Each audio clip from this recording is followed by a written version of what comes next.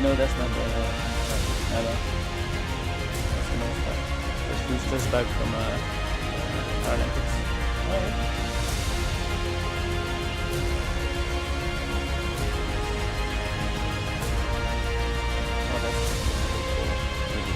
From here. Because they have the basketball team is doing really well in Orléans, the leading team. So it's yeah, they brag about it everywhere. Okay. The basketball team. Fair enough.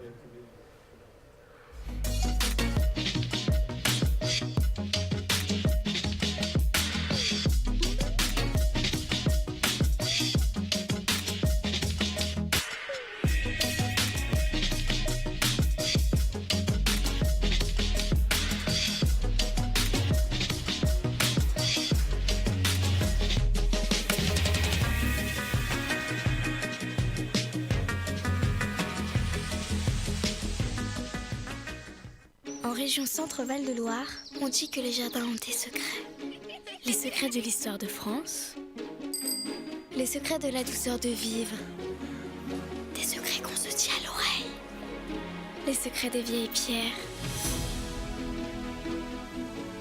les secrets de la nature, les secrets de la culture. Nature et culture, l'exceptionnelle rencontre. Région Centre-Val de Loire.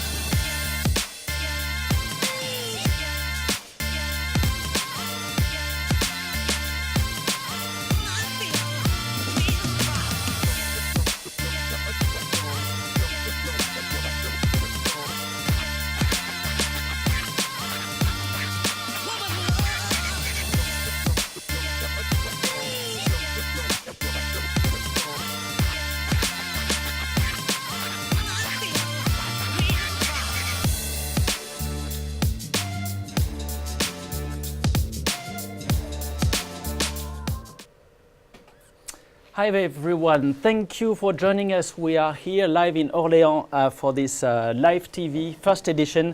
We're delighted to have you, Luise and Ingo and Paul. We're here to chit chat about badminton. This is the Orléans Masters, first big tournament in Europe for the Super 100. It's a new concept, this TV, Web TV Live. What we want to do is chit chat about, of course, what's going on court, but also what's going off court. It's pretty informal. We want to have your opinion. Our guests are coming to tell us what you feel about some things that are not related to the sport. What we're going to do is talk today about the new rules, service and scoring system. So, Paul, can you explain to us what are the changes expected for this new year? Yeah, of course. Since the German Open a few weeks ago, a new experimental service law has been tested on international tournaments, and which will be also included in the Thomas and Hubbers Cup and during the World Championships in China. So now players have to keep the shuttle below the fixed height of 1.15 meters from the surface of the court, and at the instant of being hit by the racket. So first, the Badminton World Federation was expecting positive feedbacks, but it mainly brought some critics, as we saw on social network with the 2017 world champion Victor Axelsen. He posted a video on his account showing how it will be difficult for tall players to serve, as he is nearly 2 meters high. So the decision...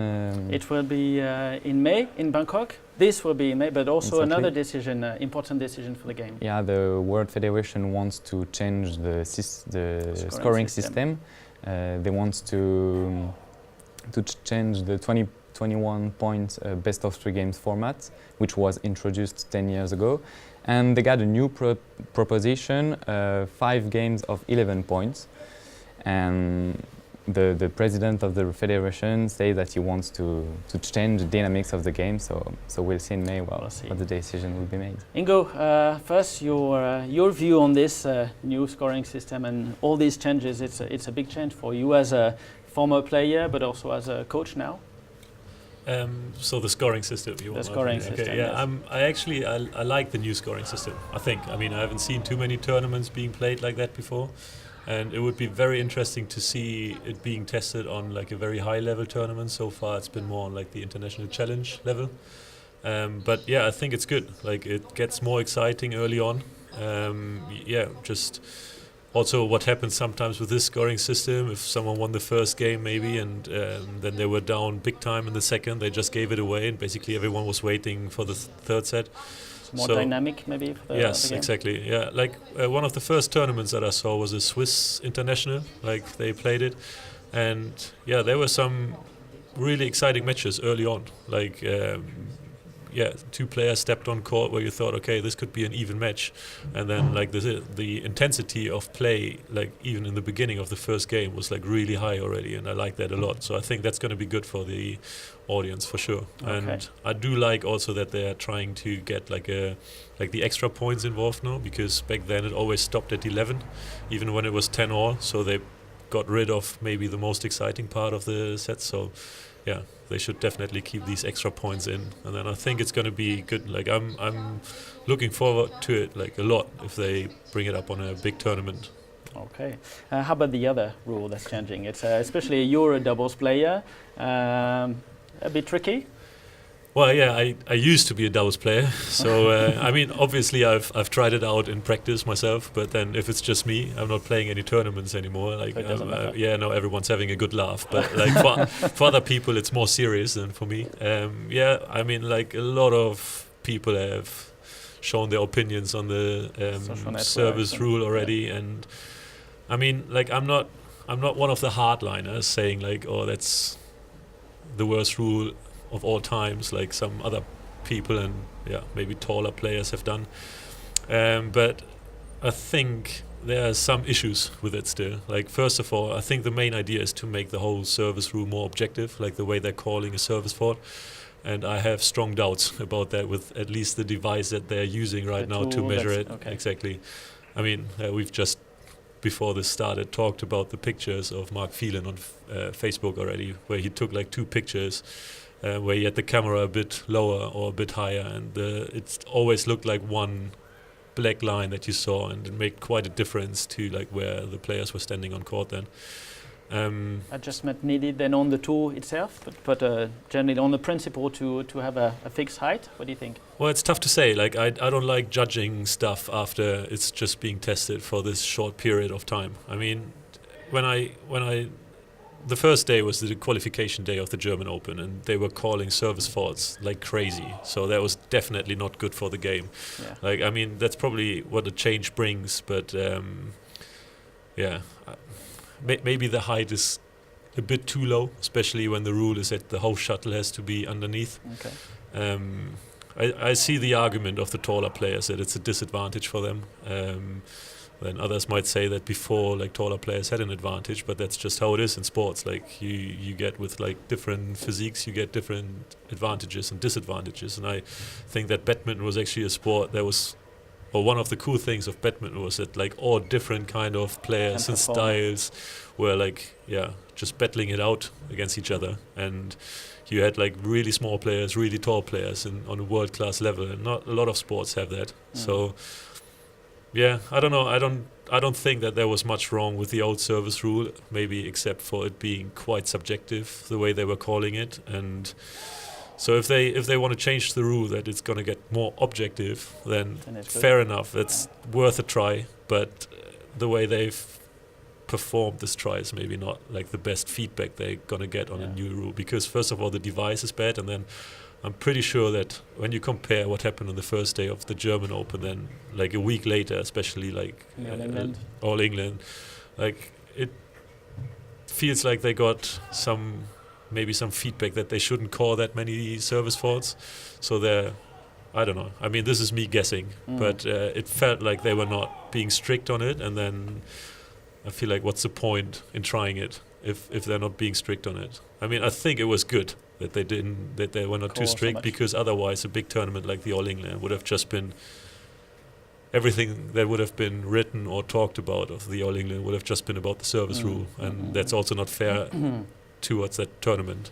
But I think it's a big decision coming up, that like whether they're going to try it again with maybe another device, or they just get rid of it again. So we'll see what happens. Thank you. Luise, I would like to have your opinion on this as well. Thank you for joining us, first of all. We're going to talk about your match a bit later, but as a singles player, does it change the service? Have you been practicing? To be honest, I didn't practice because I thought it's 1 meter, 15 centimeter, and so I can go higher.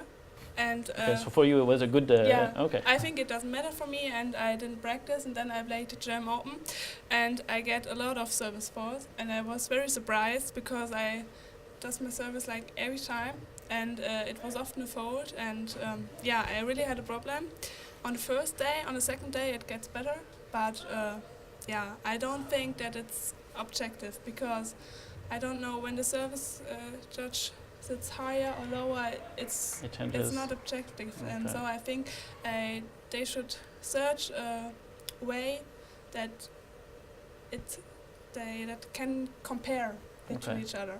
So it's more fair than okay. Let's talk about your match this morning. A great match. You played against Mette Poulsen, and first time you beat her in 5 meetings. She beat you 5 times already. What happened? What did you do differently today? Oh, I think I practiced a lot the last weeks, and I really tried to get better and better. And I played very good. I think she had some problems today, but I did a good job. What was the tactic, if you don't mind telling us about Mette today?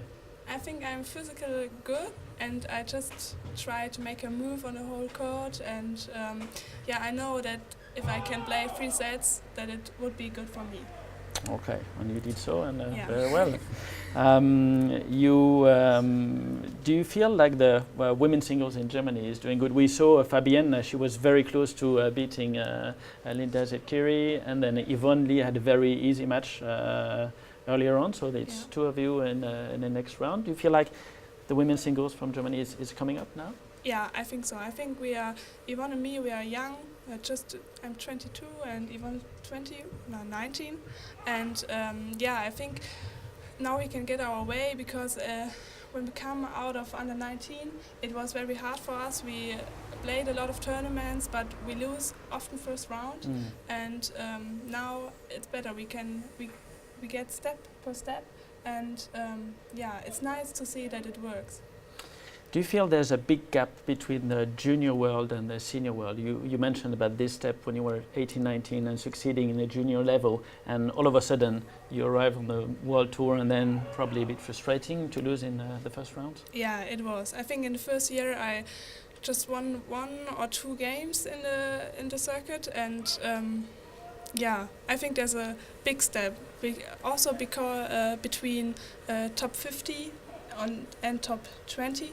Okay. It's very big, and it's difficult for us sometimes, because the Asian women single players are very good, physically very good, and we have to try to get on there. Okay. Next for you, the European Championships, of course, and then the Thomas and Uber Cup, where we'll talk about Paul. Europeans, what's your goal?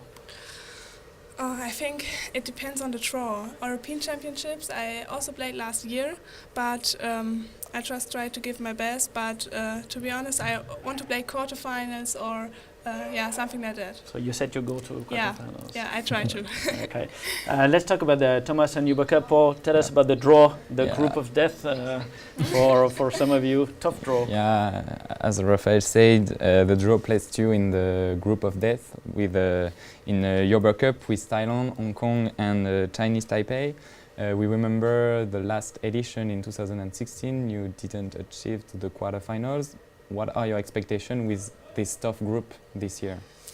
Oh, it's a very tough group, but I like it. because I want to go there. I want to play against such good players like Entraîneur or something like that. And I think we fly there and we take a chance to play against these players. And I just try to take everything home and work on it. Yeah. So without pressure and just no, I think we don't have pressure. Yeah. I like this group more than to play against England or France, because we can play against them here in Europe, and so I really like it to play against such good players, and it's a chance for us. Thomas Cup, also a tough group. Yeah. What do you expect?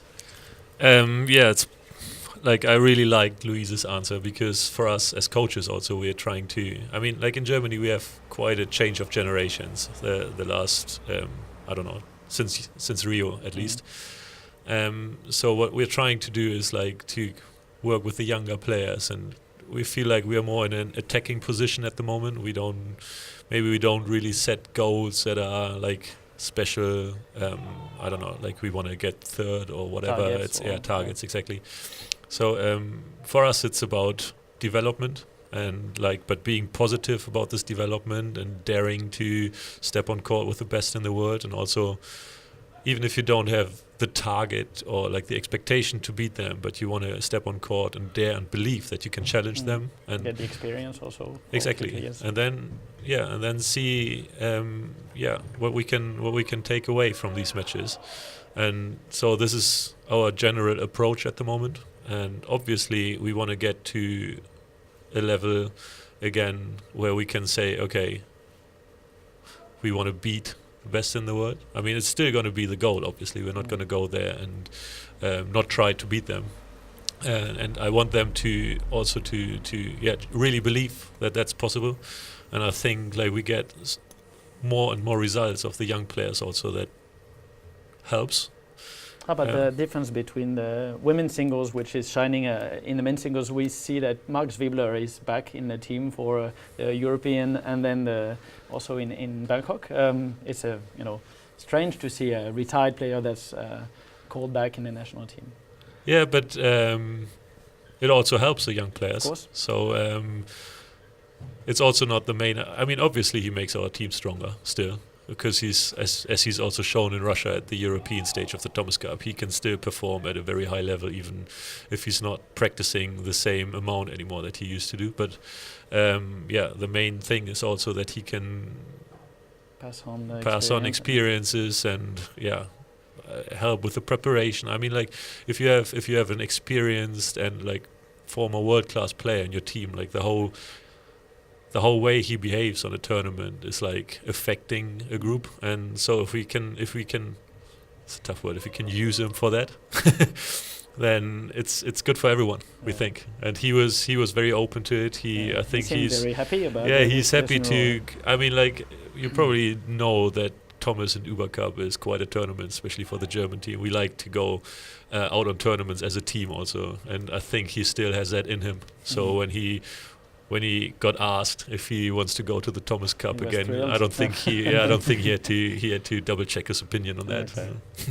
Good. Does it make a difference for you and you before to play in Europe compared to Asia?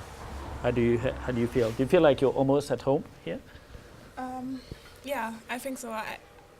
It's a difficult question, because I like it to play in Europe, but I also like it to travel to Asia. And I think if we travel to Asia, it's always special for us, and it's different. But I feel more home here. So yeah. So what is your target for this tournament now? Now that you've beaten Meta in the first round, that was your first goal, obviously. But how far do you see yourself go? I don't really have a goal. I just want to play every match my best performance, and that's my goal. I just want to give my best, and round per round. And in the first round, it worked well, and I just watch the next round. Okay. Well, thank you so much for two of you to join us. Elsewhere in a draw, also a lot of top players have joined here. Of course, it's an upgraded tournament, so we have players like Samir Verma from India, who's the top seed, who will be playing a bit later. India's Kashyap also, who has been injured for quite a while, and he's coming back. Another big name, of course, is Jan Jorgensen that we saw yesterday. He played quite late, but he had an easy round, and it should probably go pretty far in the tournament. So thank you for joining us once again. We will have a live session tomorrow at noon, so feel free to join on the social network. You can actually ask your questions. We will tell you who the guests are for tomorrow. We hope to have some Indian players, because the Indian is the new powerhouse now in the badminton world. So we will try to have the Indians here. And thank you for joining this live TV, and we'll see you tomorrow. Bye.